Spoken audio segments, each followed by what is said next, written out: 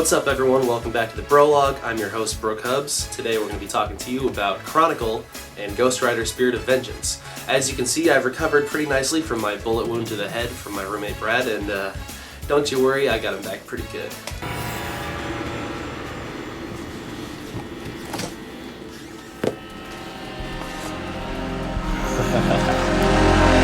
Let's talk about Chronicle.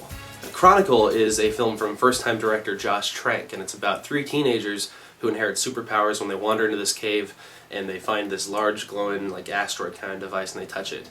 And essentially the movie is a chronicle of how they learn to use their superpowers and how it affects them in their lives, and it's pretty good. The whole thing's shot on handheld camera. It's like one of those found footage movies like Cloverfield, Blair Witch Project, or Paranormal Activity.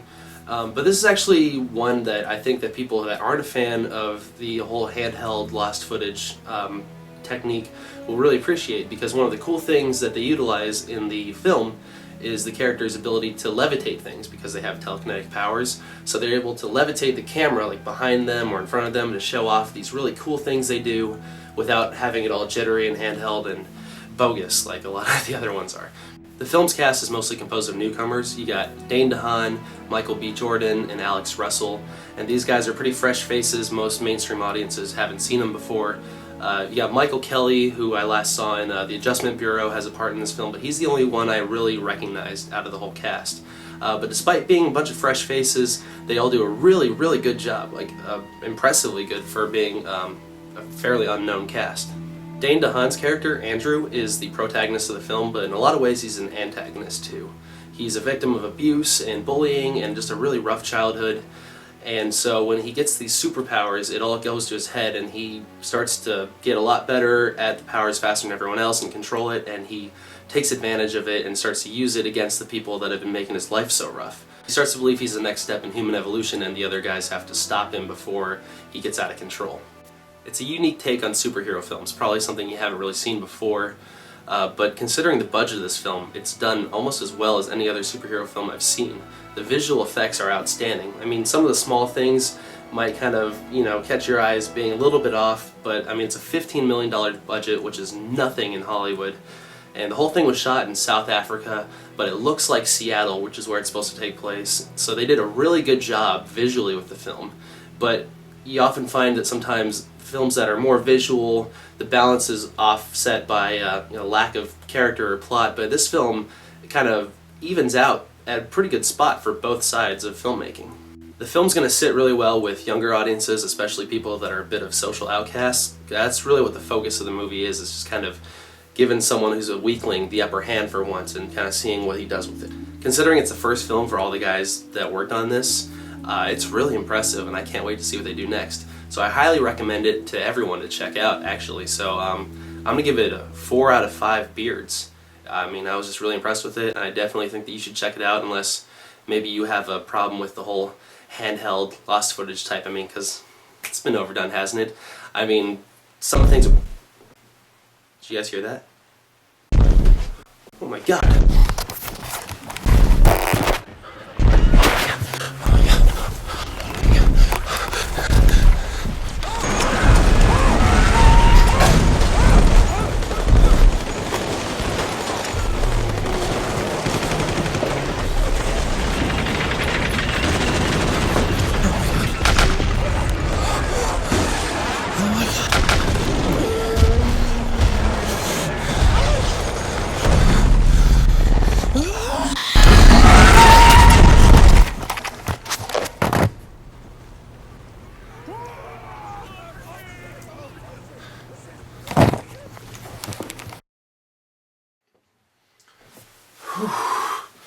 That was crazy, huh?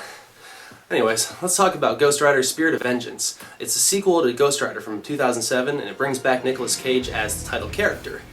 I bet you walked out of the theater watching Ghost Rider and you said, they couldn't possibly make a film worse than this. Well, surprise!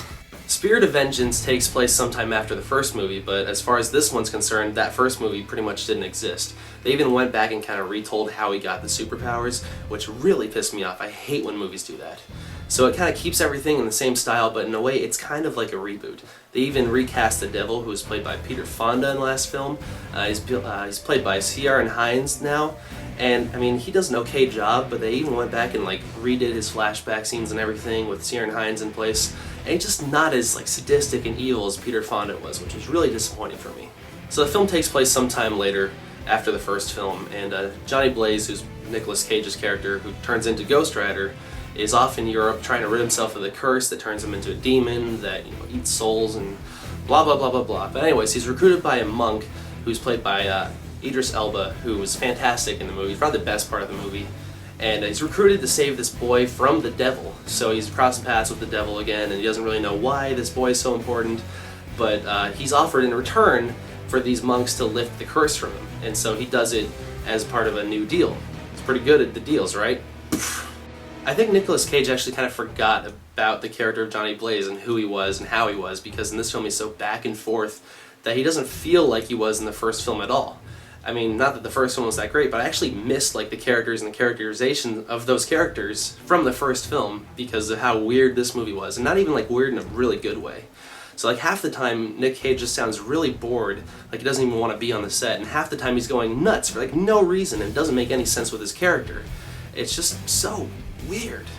I have to say the look of Ghost Rider this time around is a lot better and a lot more sinister than he was in the last film. But even the characterization of the Ghost Rider character was kind of lacking. I mean, for most of the time you see him in his first action scene, he's just kind of standing around like he doesn't even know what he's doing, which is ridiculous because he's an animated character and they are supposed to make him look like he knows what he's doing. But like I said, Idris Elba is great. He plays this monk who's always drinking and shooting guns off of people, just like not what you would expect in a monk. And he's French, so he's got this fun French accent, and he's a really funny character, and combined with the director's sense of humor, his character works pretty well. The new villain of the film is played by Johnny Whitworth, and he is somewhat of an adaptation of Blackout from the comics. I'm not a huge Ghost Rider comic fan, but I know enough about Blackout to know that they did not do him right at all in this film. Blackout pretty much serves as a guy that can fight Ghost Rider, but he doesn't even fight him that much. And his character is kind of funny a few times, but overall he's just kind of a letdown. And I think that, you know, they just didn't really try that hard with writing his character, which is disappointing for me when you see a film that gets a big budget and a big theatrical release, and it's like they were lazy about it. Fergus Riordan and Violante Placido play the boy and his mother who the devil is after, and they do okay, but they're not given enough time or characterization for us to really get to know them. The boy, his name is Danny, who I am assuming is a throwback to Danny Ketch, who's the second Ghost Rider from the comics, but they don't really set him up for that quite like I expected them to. It was weird. In fact, Johnny Blaze's time with these two is so short, and you don't really feel like there's a real connection made, which there should have been. The one way that this film is an improvement from the last film is action-wise. There's actually action in this one. But unfortunately, there's not a lot of action. The action is just a little too easy. Ghost Rider himself is so much more powerful than everyone else he's up against. It's not really a challenge for him in any of these fight scenes, and so there's nothing really to root for. So character-wise and story-wise, this film is just really lacking, and it's a bit of a bore sometimes, but the action is decent. But honestly, the best moments are from the trailer, so unless you're a huge fan of the comics, which actually never mind, if you're a fan of the comics, this film's probably going to piss you off because I felt like there was nothing from the comics in this movie except maybe the mention of the demon that is actually possessing Ghost Rider, but that's the first time I've heard of him in the films, and that's the only time that I really saw a connection to the Ghost Rider comics in this film.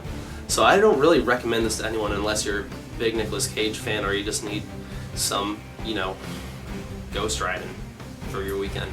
But I'm going to give this film 2 out of 5 beards, I think. It was such a letdown. Not that I expected that much, but it was a letdown considering that too, so that's it. That's all I gotta say about that. So thanks for watching this week's Prologue. I definitely recommend Chronicle. Ghost Rider, on the other hand, not so much. But anyways, I'll be back really soon because I also saw This Means War and Journey to the Mysterious Island. And so I gotta tell you guys what I thought about those. So anyways, I guess I'm gonna blaze on out of here.